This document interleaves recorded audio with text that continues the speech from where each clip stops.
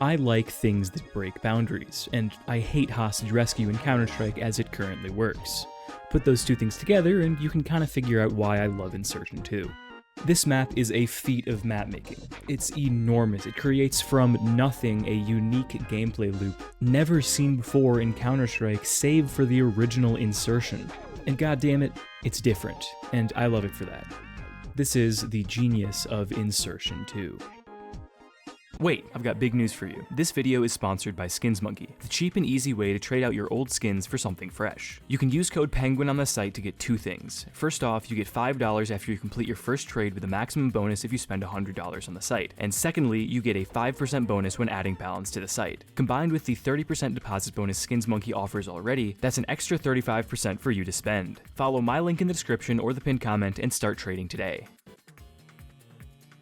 The original Insertion was first included as a part of Operation Breakout, and it featured an at the time completely unique formula. Both spawns are in bunkers with no apparent exit. However, around 8 seconds after the expiration of the freeze time, depending on which of these painted segments you're standing in, you get warped into the map at different entry points. This was really sick. It allowed for a unique strategy around attacking the hostage points from multiple angles. It also kind of tricked the player into thinking they had more agency in how a round goes by individually being able to breach the hostage zones and make out a plan in their head. In reality, it didn't change much of what happened in the round since 90% of the action still occurred in and around these central buildings, but it was still really cool. The map itself is very simple, which is not a bad thing. When you implement a mechanic as different as Insertion did, it makes sense for you to keep the first version of a map like this quite vanilla. It's just a loose collection of buildings, a couple houses, a boathouse, and a barn set in the middle of this island. It's very cool, but you definitely get used to it after a few rounds. This map is very obviously based around its gimmick, but that's how you would expect the first variation of this gameplay to go.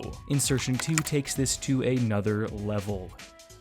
To start, we have the same gameplay gimmick. Both teams choose their starting location at the beginning of the round. However, the new setting is completely different. Instead of existing in a sparsely populated island, we're now in a developing town area, complete with a pizzeria, a grocery store, an office building, a metro station, a dentist, a housing section, a park, a farm. It just goes on and on. While the original Insertion contained largely the same, or at least quite similar assets, this map goes above and beyond to produce as many unique environments as possible. The scale of this map is insane. What makes this even crazier is that there are 0 stock assets in this map.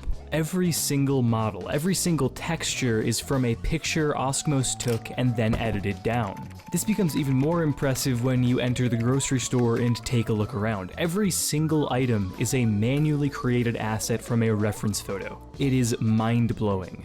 When we talk about maps on this channel, generally we mention the layout in regards to competitive viability. For most Counter-Strike maps, it's pretty simple to distill the layout to a set of boxes with cover, bomb sites, and spawns. But for Insertion 2, you can't do that. The entire philosophy of Osmos's map design is if you can see it, you can go there. As Counter-Strike players, we develop a skill when looking at a new map where we can kind of guess with a fairly high success rate where you can and can't go.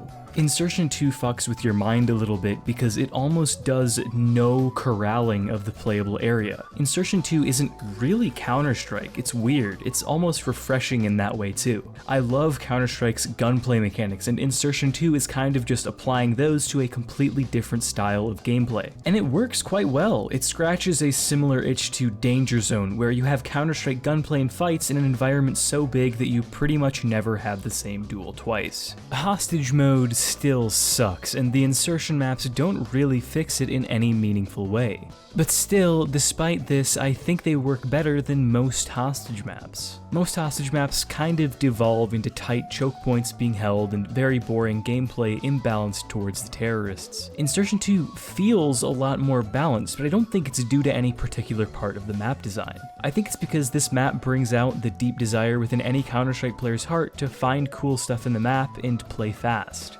Insertion 2 is not a map that you're gonna sweat on. It's not built for that. It's something of an era that is long gone now, before ranks and matchmaking, when every server was just ran off a PC in some dude's basement.